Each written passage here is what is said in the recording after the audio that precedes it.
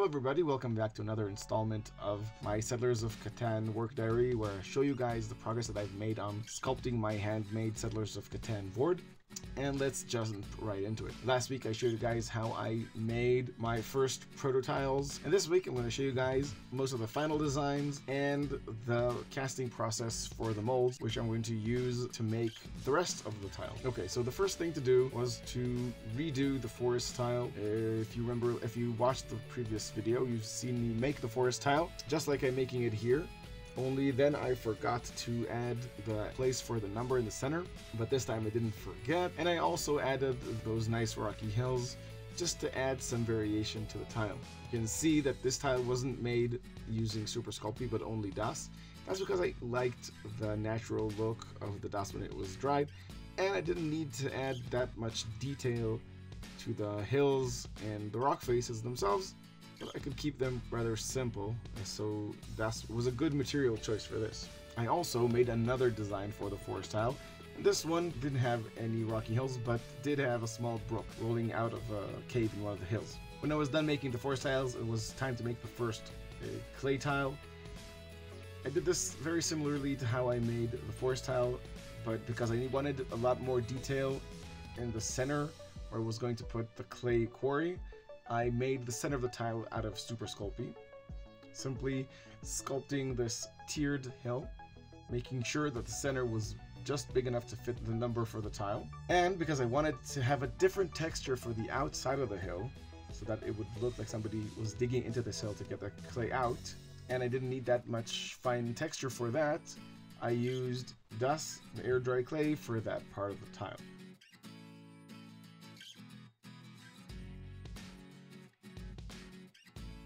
Here you can see how important it is to have texture rollers with different tip widths, because this way I could texture even the inside of the clay quarry without ruining the sculpting job that I did on the layering inside the quarry. When I was done covering up the hill with the dust, I came back with my clay shaping tools and texture rollers, making sure to texture the outside of the hill and the inside of the quarry, but also keep the lines nice and defined between the hill and the inside of it.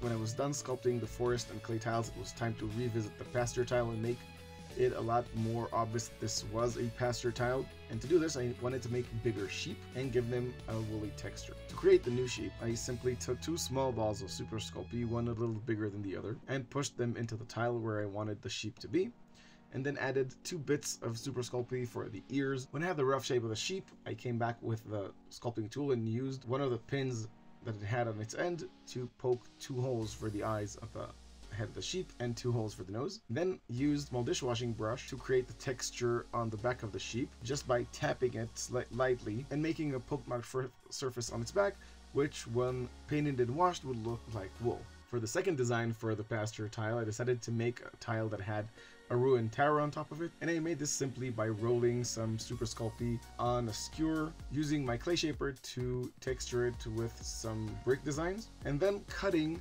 some of those bricks out to make the tower ruined, and spreading some of those blocks from the tower around it to really emphasize that this tower was broken. And then of course adding some sheep to the tile to make it obvious that this was a pasture tile. When I was done with these, I looked back at the rest of the tiles I already had to see if I could use some of the previous designs. And I was really happy with the ored tile design that I made, the first one for the mountain, but there wasn't any place for the number on it, and I wanted to fix that, so I simply used some dust clay to add another shoulder to the mountain to go around where I wanted the number to be and create this tiny divot where the number could go. Texturing exactly like I did the first ore tile with the wax shapers. When I was done sculpting all the tiles, it was time to move on and create silicone molds out of them so that I could transform these hand sculpts into resin copies that would be much more durable for the board. First one that I made was for the trees, and to do this, I simply took a small plastic container, cast some plaster in it to make a nice flat base, and then drilled some holes into that plaster using a hand drill and gluing the trees that I had sculpted previously into those holes. When I had all the trees glued in, it was time to mix up the silicone and pour it into the mold. The silicone that I'm using is mixed at a ratio of 1 to 10 by weight. means 10 measures of silicone to 1 measure of hardener. And you mix it up well and you pour it into the container. Make sure if you do this to pour enough just to cover the tops of your casts and then some. I let this dry for roughly 8 hours and it was time to take the cast out. It was a bit of a struggle, but I managed to get it out in the end. And you see that it actually pulled out most of the trees. Using my fingers I could get all of these out and actually use them in some of the tiles. And then it was time to cast the silicone over the dummies themselves.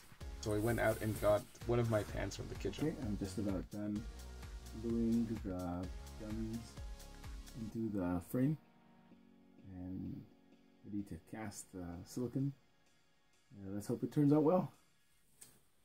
Okay, so in the last second I decided not to stick my neck out and use my nice kitchen oven pans to make the molds.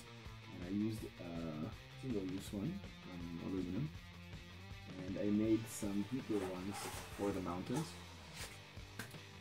This will hopefully save me some silicone, so I'll have enough. But I'm not sure that I have enough in this pot for everything.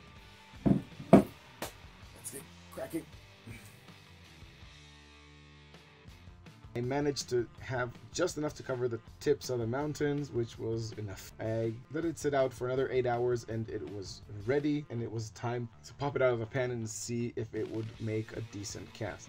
After releasing the mold from the pan, it was time to see how the mold would work, and so I prepped it for action by just powdering it with some baby powder, knocking off the excess powder using another one of my molds, and this would just make sure that everything is covered nice and lightly with the powder. And you might ask why I don't use any mold release instead of the baby powder, and that's because mold release makes it really hard to paint resin after you cast in the mold. In this way I get a smooth release from the mold, a mold that would last longer and that would create casts that would take paint easily.